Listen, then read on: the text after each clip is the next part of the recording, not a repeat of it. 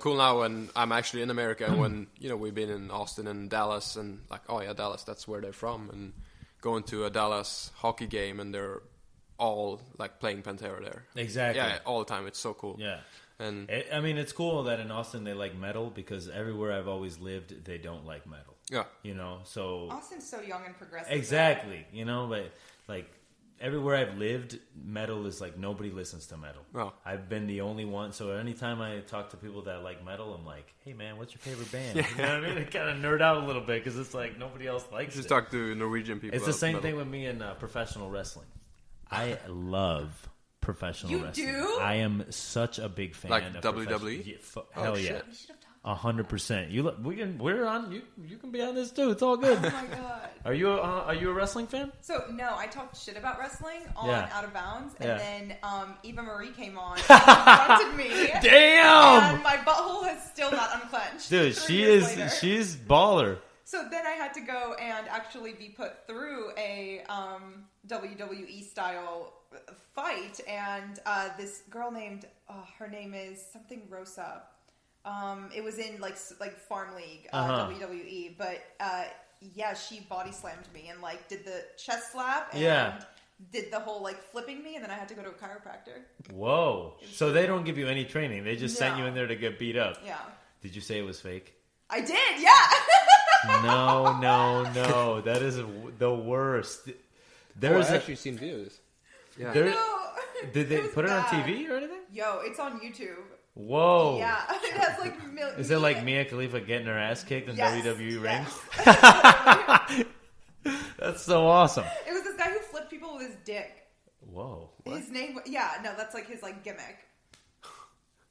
I must have missed that That's one. a weird sport.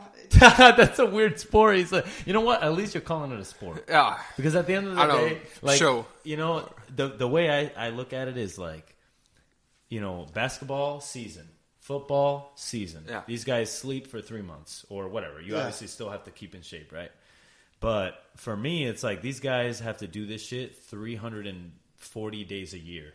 Driving around from coast to coast, have to stay in shape, have to eat right, plus, operate at a super high level or else your other guy dies. Yeah. You know what I'm saying? Like, I think that's pretty commendable. Yeah. And the fact is, it's like, I look at it as...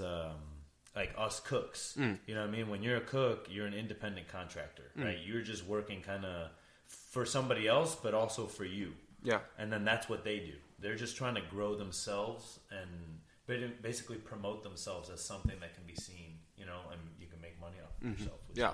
I mean, it seems like people don't care if it's fake or not. It's still a show. Hell, people bet on it. Yeah. Like, that's crazy. I'm not going to sit here and bet on it, but the fact that you can call your bookie and bet on predetermined wrestling matches is insane to me. It's pretty crazy, actually.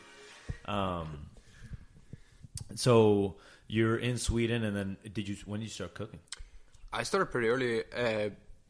I mean, as I said, I was very kind of messy as a kid, and like the friends I was hanging around with, they were like, it felt like I had the strictest parents. Like they were always allowed to do everything, be out, latest and stuff like that. So you would go to hang out at their house. Yeah, hang out at their house. Yeah, I'm going to watch a movie. I did the same shit, bro. Classic.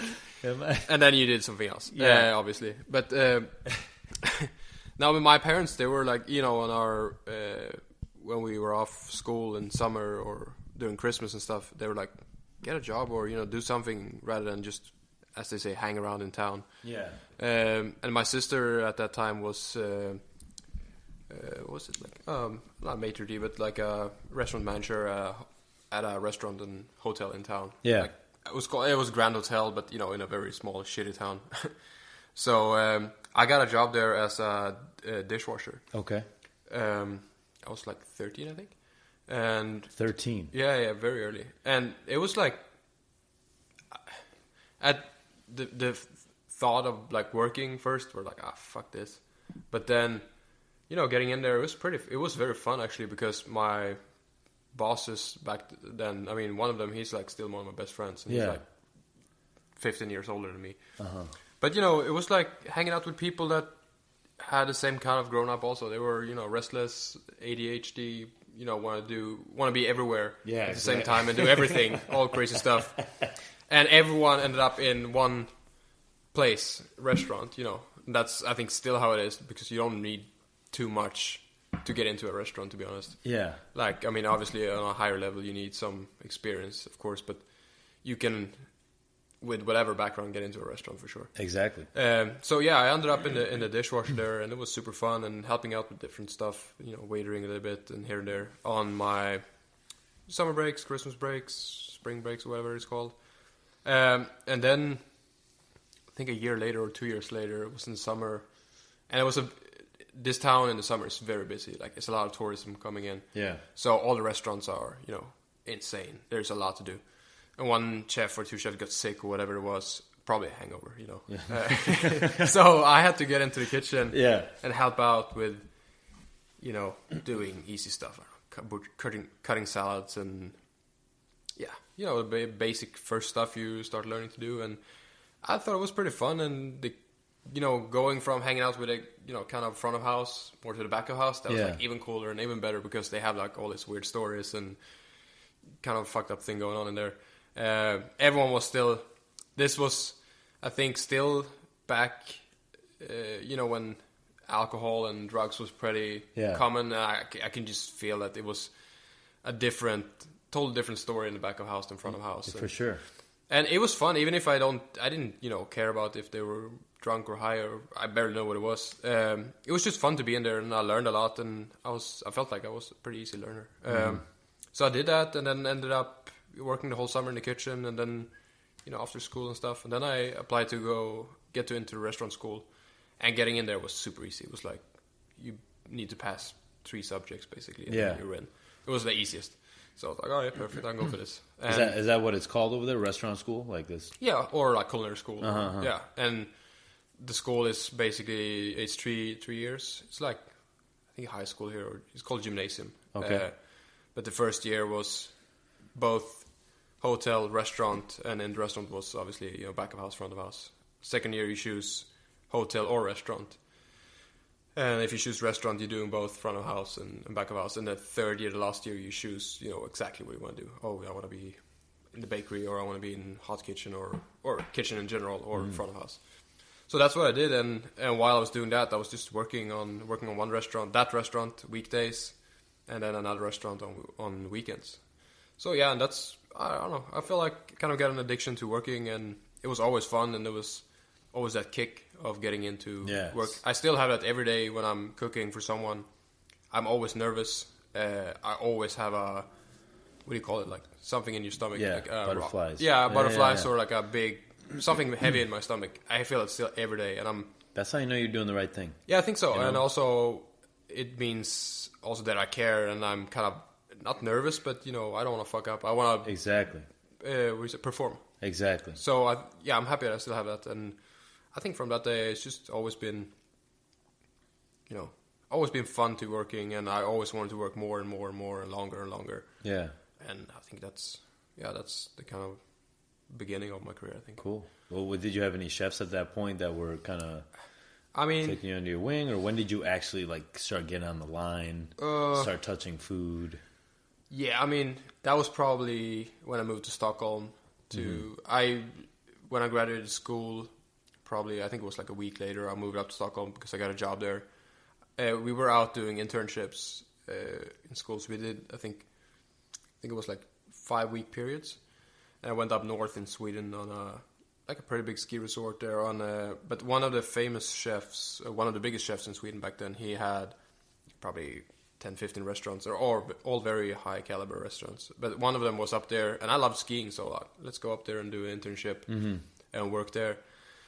And then he was opening a new restaurant in Stockholm, and they offered me, okay, but you can get a job there. It's like, yeah, why not? So I went there for a trial, and I got the job.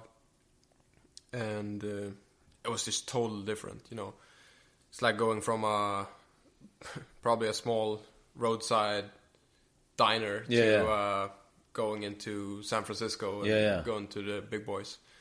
So it was totally different. But I at least had the tempo, I think, or the speed from the busy... To keep up a little bit? Yeah, to keep up. But that was just a lot to take in. But it was so fun. And total different level of food. Even if this restaurant wasn't, I would say, close to a Michelin star or anything like that, but it was very good food, and I love to go eat there when I'm in Stockholm. Okay. It's like kind of open fireplace. We did like weekends, 400 or 500 covers. Same chef as when you were there? No, he sold it a couple of years ago. But still, he's a legend in Sweden, and he's co-owner. I know very well now, and same the owner of there were 2 owners up in the restaurant and ski resort. Okay, we have good contact today as well, and they're super nice, awesome. Very good friends. Yeah, awesome. So it's pretty cool to see. When you're that young and you're working under someone that have no idea who you are and doesn't give a shit either. Yeah. And now, 10 years later, you act like. You're friends. You're friends. Yeah. And they know you, cool. And they respect you. Yeah. It's pretty cool, actually. I remember looking at, I look at Costa and videos online, and then now, I talk to him every day. Yeah, you know what I mean? I text him, I email chef, him. You know what I mean? So it's cool to have that build. It's really cool, actually. Yeah. And then after that restaurant, where do you go from there? After that, I went. What was that? No. Oh yeah. So I had a friend who was. He was from same town. He was very talented. I remember. I don't know what he's doing today, to be honest. But anyway, he was out doing like internships, and I think he had been at Noma or somewhere else in Denmark. But he recommended doing that, and I was like, yeah, why not? I like travel, and Denmark is pretty close, so let's do that. So I applied for an internship at Noma, and did that. And like looking back at it now, of course I wasn't. It was not the right way to go. Because it was just too much new stuff going on. I had no idea what it was. But I think I kind of learned pretty quick about it. And, I start to understand on my own time or reading about a lot of that things. It was the new Nordic, of course. But it was just so much new stuff, like more, not really molecular, but, it was pretty high end. Go from that kind of restaurant I worked at with more pushing out food to Noma, where it's like tasting menus and like I don't know 50 chefs or something like that. Exactly. It was just a lot, but it was fun, and I learned a lot, especially leadership and the mentality in the kitchen. It was. I mean, back then it was super strict. Yeah. And that also it's a lot of that had changed. Yeah. Like now recently, but yeah, it was like a army kind of thing. It was cool. We worked insane hours, and I got offered a job. Which I was really happy about. How long did you stage there? I think it was, could it be 2-3 months maybe? I think the minimum was like 2 months, so I think at least 2 months. You work with Juicy? Oh, man, I know. I remember a lot of people there, but names I'm really bad at in general. But I see them here and there. It's like, oh, I worked with that guy. Yeah. Oh, he was the chef there. Who was it? Dan Juicy. Oh, Dan. Yeah. Dan, I know. I shouldn't have said his last name but Dan. No, like, I think what the fuck? Dan was, when I was doing stash there, if he was a stash also, but I mean, obviously a stash that, come by to, because he was probably applying for a job. Exactly. Not like me coming to learn stuff. Yeah. But either he was that or he was a CDP. And then when I come back for a job, I think he was a sous chef, and then a couple of months later, he was the head chef when. So it took him like under a year. I'm not sure, but yeah, I know it went very fast. Quick, huh? Yeah, it was quick. Yeah. Yeah, I met him at a dinner we did at Meadowwood. Yeah. Friends of Ben Shuri dinner, I believe. Okay. Yeah. But there was another dinner or two that we did with a chef from Comey in Oakland. I forget what that dinner was, but. He runs the brigade. In Connecticut. Yeah, for the kids, right? Yeah, for the kids' school food. Yeah, for sure. It's very cool. Yeah, we did. Yeah, we need that. Yeah, because for sure. Growing up in Connecticut, school food not good. That's a stereotype. Also, that's like what we see in Sweden. All the kids in America they eat burgers and pizza for every day. It's disgusting. What are you guys eating over there? Like Sweden? Healthy? No, healthy. There's always. I think there is regulations and laws in school that always. I think 60% of the food or something has to be vegetables. Really? Yeah, and there is. What? I mean, there's plenty to choose from. Child abuse. There's like it trains you to eat good food. Man. I mean and there's like always when you're younger, there's always the cooks or there's like the teacher. They're standing there and I mean, quote unquote, watching you to like, okay, you got 10 meatballs here now. Let's take some salad also. Stuff like that. Yeah. You guys had regulators for lunch? I mean, have a regulator at home. Yeah. I get judged every time I fucking snack. Yeah, but that's how it was. That's where it comes from. Yeah, and